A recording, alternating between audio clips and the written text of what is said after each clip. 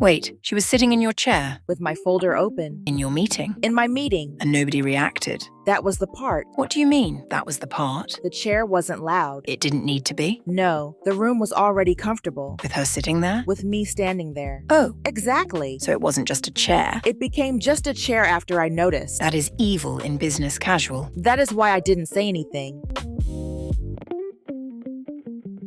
Pause on the chair. Already? We are 3 seconds in. Yes, the chair is acting suspicious. It is sitting there with too much confidence. That chair is doing too much. That chair has benefits, a parking pass, and institutional support. Because this is not just furniture. That chair has an agenda. It does. And worse, it has permission. That is when furniture becomes dangerous. In this pathway? Absolutely.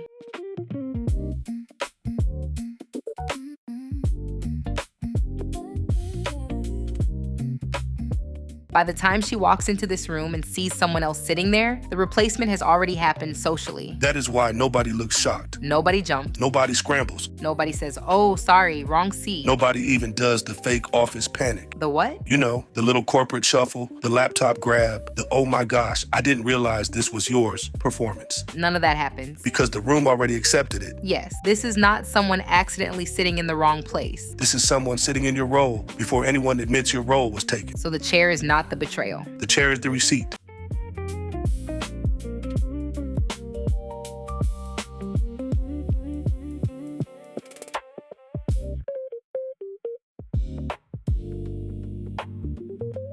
It is the workplace version of someone wearing your hoodie and saying, oh, I thought this was communal. No, worse. Worse than hoodie theft? Much worse. That is a serious allegation. This is someone wearing your hoodie, sitting in your chair, holding your folder, and everyone in the room acting like you are dramatic for noticing. So it is hoodie theft with the meeting agenda. Dark. And efficient. I hate that. You should, because this is how quiet replacement works. Not with a dramatic announcement. Not with someone saying, we are taking your work now. That would be too honest. Instead, the room just adjusts around the theft.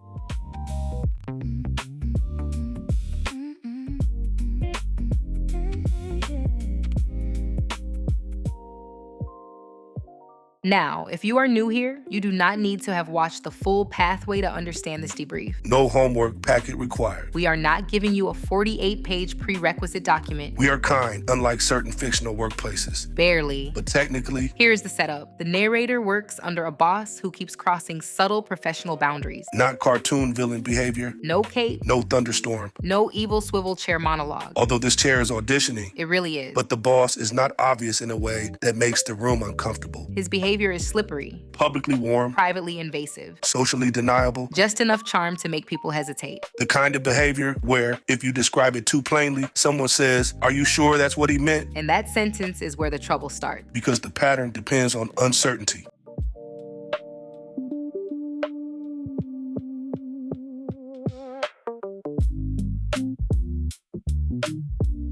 The narrator does not explode. She does not cause a scene. She does not publicly accuse him, She does not send a dramatic office-wide email with the subject line, interesting. which honestly takes strength. Because interesting as a subject line is a weapon. She stays calm, Professional, careful, quiet. and then the workplace does something very familiar. It starts treating her quiet like evidence. Her restraint becomes coldness. Her distance becomes attitude. Her professionalism becomes rejection. And suddenly, the original boundary problem becomes a personality problem. That is the first move. Not paperwork, Not discipline. not even HR yet. Translation.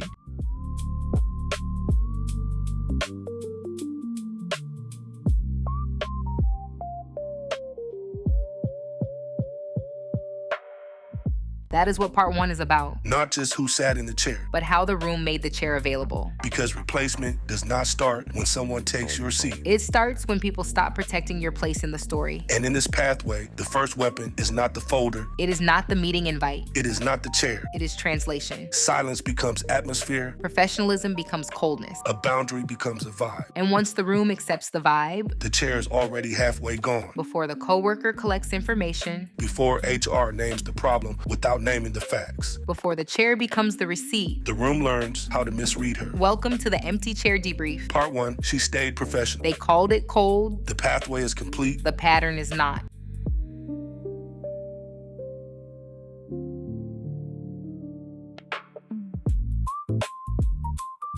before we put on the tiny courtroom glasses. We are not lawyers. Tragically, my law degree is imaginary. This is not legal advice. We are analyzing a fictional workplace pattern, power, documentation, gray area behavior, role displacement, and why certain conduct can be difficult to prove. So if your real workplace looks like this, talk to an actual employment attorney. Preferably before the room starts moving around you. And preferably one whose legal strategy is not vibes in a trench coat. Now, let's analyze the footage.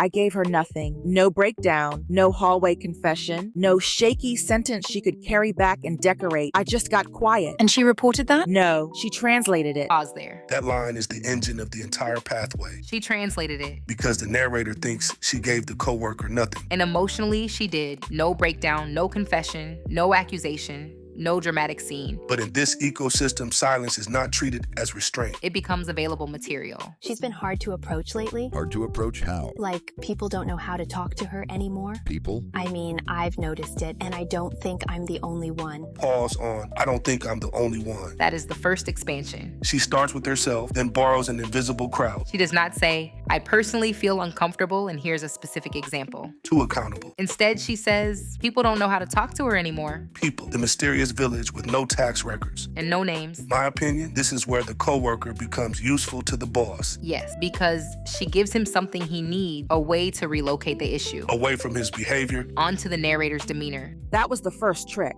She didn't need evidence. She needed atmosphere. That is the thesis. She does not need evidence, she needs atmosphere. Atmosphere is perfect for a dark triad ecosystem because you cannot cross-examine fall. The co-worker's first success is not replacing the narrator's work. It is replacing the factual frame. The original frame is something happened around the boss. The new frame is something is wrong with the narrator. And that frame becomes the room's operating system.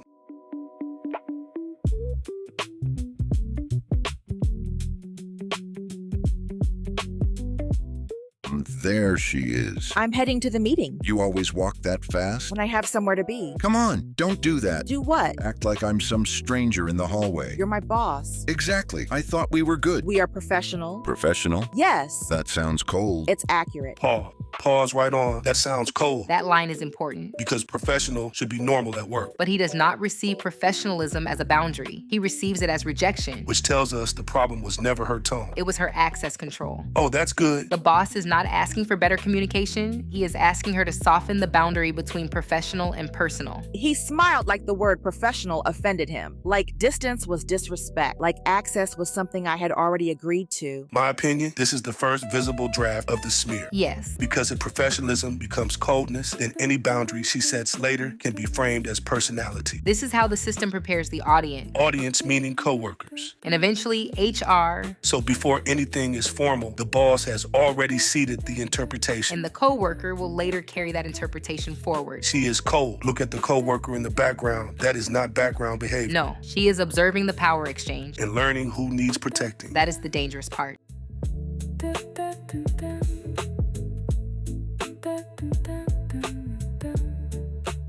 Everything okay? Yeah, she's just in one of her moods. I'm okay. See, she's fine. My apologies. I'm going to my meeting. Nobody is stopping you. Then excuse me. You sure you're okay? I'm fine. She's fine. Okay. Pause here. This is one of those scenes where the boss answers questions nobody asked him. The coworker asks, everything okay? The narrator could answer for herself. But he jumps in. She's just in one of her moods. That is framing. And then when she says, I'm okay, he says, see, she's fine. He is using her calmness as evidence that nothing happened. While also using her calmness as evidence that she is moody. Yes, that is the double bind. I saw her watching him watch me. He didn't want a hug. He wanted a reaction. I gave him neither. That line. He wanted a reaction. Because the reaction would have done work for him. If she laughs nervously, he gets proof she is okay with it. If she snaps, he gets proof she is unstable. If she apologizes, he gets dominance restored. If she softens, his behavior disappears. So her non-reaction is survival. Yes, but again, survival is not the same as safety. Because the coworker still sees enough to begin collecting. That final line is also important. I just think we should talk. Like it sounds harmless. But after this interaction, it carries pressure. Because he is her supervisor, the request is not socially neutral. In a normal workplace, come by my office is routine. Here, it becomes part of the access pattern.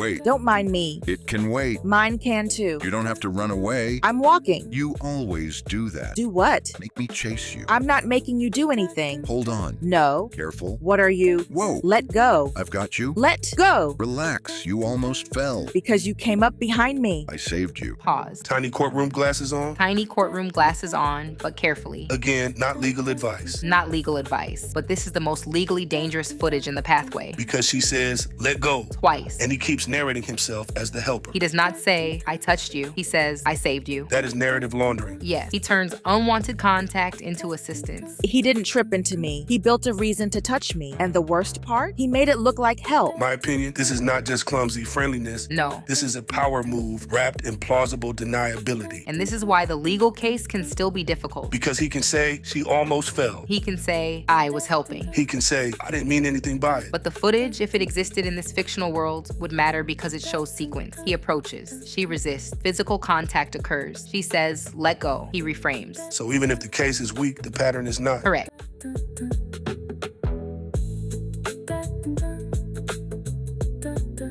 And that is where part 1 leaves us. Not with the dramatic explosion, Not with the narrator throwing a folder across the room. although spiritually the folder deserved a moment. It did, but she does not give them one. She stays calm, Professional. careful. And that is exactly what gets used against her. Let's name what happened in part 1. Silence became atmosphere. Professionalism became coldness, A boundary became attitude. and unwanted contact got dressed up as help. That is the first stage of the pattern. Translation, The workplace does not have to prove she did anything wrong yet. it only has to make her seem different, Harder to approach, less warm, more guarded. more difficult to read. And once the room accepts that version of her, Someone else can start asking questions. that is the next decision point. Because after the boundary, the coworker comes closer. She does not arrive looking dangerous. That would be convenient. She arrives looking concerned. The most dangerous cardigan in the building. She asks if the narrator is okay. She asks who saw what happened. She asks whether the narrator is going to HR. And suddenly the question becomes, Is she checking in? or collecting. So here is your viewer decision. You are the narrator. You just realized your professionalism is being framed as coldness. Your silence is being treated like evidence. And the person who witnessed the pattern is now asking careful little questions. What do?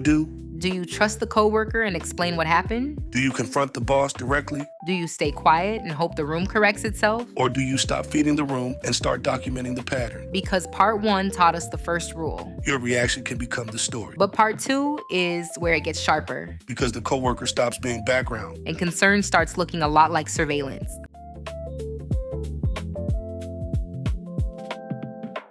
That was part 1 of the empty chair debrief. She stayed professional. They called it cold, And now the room has a working theory. not a fact, Not evidence. a theory. A vibe in business casual. And once a workplace starts treating a vibe like evidence, The next person who asks questions matters. so watch part 2 next. Because the coworker is about to become very helpful. Painfully helpful, Suspiciously helpful. institutionally helpful. That is the worst kind. In part 2, we break down how concern becomes collection. Who saw it? What did you say? Are you going to HR? And why those questions are not as harmless as they sound. Or go back to the decision point and choose again. Would you still tell the coworker? Would you stay silent? Would you document? Would you exit? And if you are new to this pathway, watch the empty chair recap first, It gives you the full story without making you wander through the hallway unsupervised. which in this workplace is generous. Deeply generous. Part 1 showed us how the room learned to misread her. Part 2 shows us who carried the translation. Watch the coworker. Because sometimes the person asking if you are okay, Is not checking your safety. she is checking the room's The exposure. pathway is complete. The pattern is not. Go to part 2. And do not feed the collector.